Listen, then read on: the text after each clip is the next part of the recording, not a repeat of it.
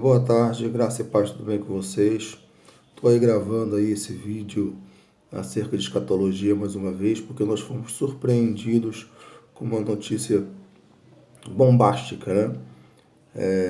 O presidente dos Estados Unidos, Donald Trump, aceitou, isso é histórico, nunca tinha acontecido, aceitou uma reunião com o ditador da Coreia do Norte.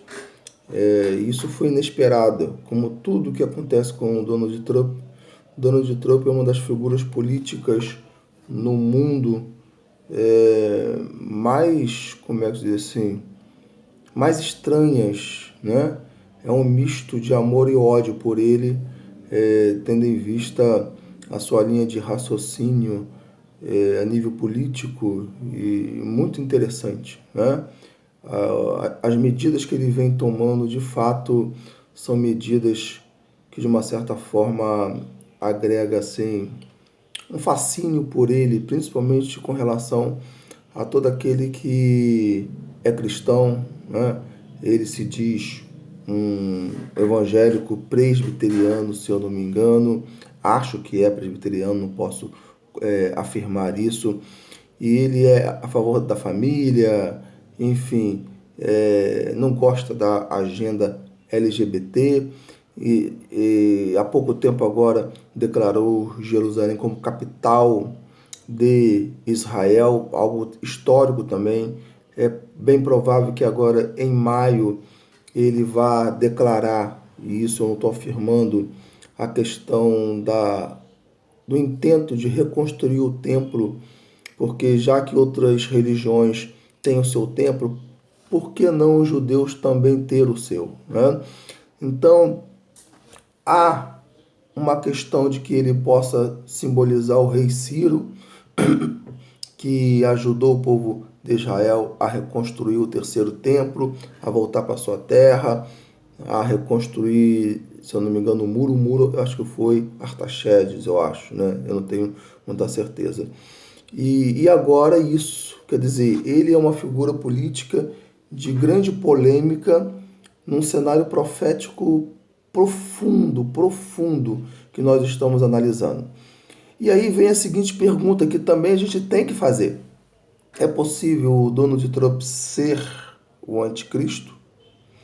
Ou é possível o Donald Trump ser o falso profeta, ainda que ele seja político, mas ele é um político profundamente religioso e o genro dele ser o anticristo, tendo em vista que o genro ele é um judeu, quase que um judeu ortodoxo, e alguns teólogos acreditam que Israel só vai aceitar como Messias alguém que for um judeu, né, e um judeu ortodoxo, pode ser.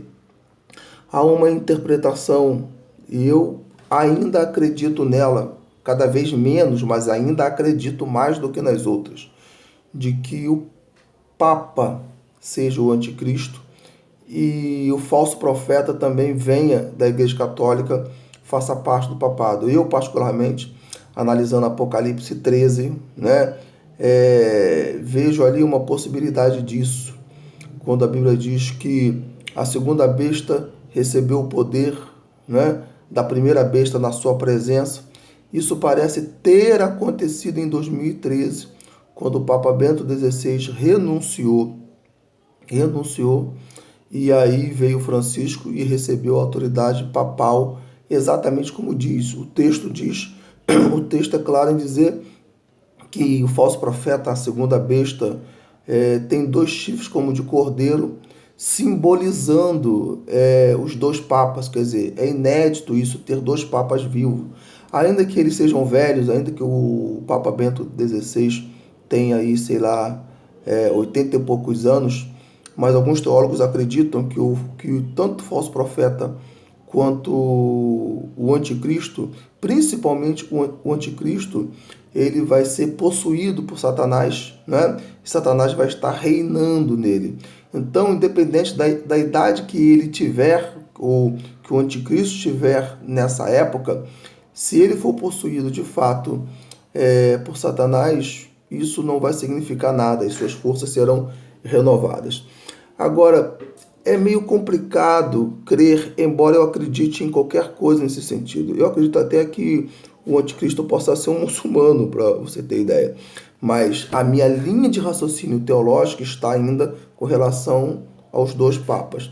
Mas é muito complicado acreditar que realmente o Trump seja o anticristo, porque lá em Apocalipse 17 diz que o anticristo vai ser o oitavo rei, que veio dos sete. Então, será alguém que reinou dentre os sete reis, um desses sete reis retornará e se tornará o anticristo. Por isso que o texto diz que o oitavo vai vir dos sete, né? Mas aí alguém pode falar assim, poxa, mas o Papa Francisco, ele é o oitavo rei, em tese, da Igreja Católica, tendo em vista que a Igreja Católica começou a ser um reinado, né? O Vaticano é considerado um país, é considerado uma nação no ano de 1929, e a partir daí conta-se 8 papas, contando com o Papa Francisco. Só que, se as duas bestas virão do papado, né, do Vaticano, então o Papa Francisco pode ser o falso profeta, né? E o Bento XVI, né, que foi papa e que ainda é papa emérito, né, e que veio dos sete, se tornará o oitavo rei, ou seja, quando ele começar a governar as nações, né, porque por um mês 10 nações, as 10 principais nações, se reunirão, irão governar o mundo, porque o mundo estará em caos, e aí quando esse rei se levantar, né, vai entregar, as 10 nações entregará por completo, de uma vez por toda, o reinado à besta, que é a primeira besta de Apocalipse, que emerge do mar. A segunda besta, que é o falso profeta, emerge da terra. Então não coaduna com relação à questão do Trump ser o anticristo, exatamente porque quando a gente vê a questão ali histórica, eu mesmo tentei pesquisar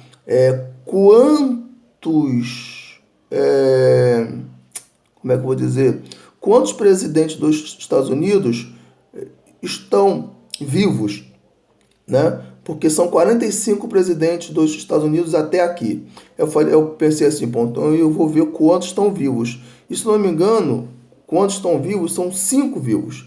Se tivesse 7 vivos e ele fosse o oitavo, né? Tudo bem, poderia ser ele. Mas ele não governou nada dentro desses 7 que estão vivos. Então, o quebra-cabeça com relação a Trump não se encaixa. Mas vai se saber. Pode ser, né? Tudo é possível nessa questão escatológica, entendeu? Eu ainda tenho essa questão de ser os papas. Mas, se não for, eu acredito que estamos aí prestes de sabermos, né? Essa questão aí dele ir para a Coreia e ter ali a questão de uma possibilidade de risco iminente, porque o texto do Apocalipse diz que só vai saber quem é o anticristo quando ele sofrer ferida de morte na cabeça e for curado. A partir desse momento, a Bíblia diz que o mundo vai se maravilhar, né? Porque o dragão curou a ferida de morte que havia na cabeça da besta, da primeira besta. Então, quer dizer, ele vai para lá, sofre um atentado, e aí? Aí não resta a menor dúvida acerca disso. Mas, enfim, estou fazendo essa reflexão mais como tese, como hipótese, não estou afirmando absolutamente nada, como eu não estou afirmando, e eu não vou afirmar até que tudo se cumpra de fato, porque escatologia é isso. A gente pode até especular algumas coisas, e não é errado. A Bíblia está cheia de questões proféticas cujo a igreja primitiva especulou, né? E, no entanto, ninguém vai para o inferno por causa disso, tá ok? Graça e paz, Deus te abençoe. Amém.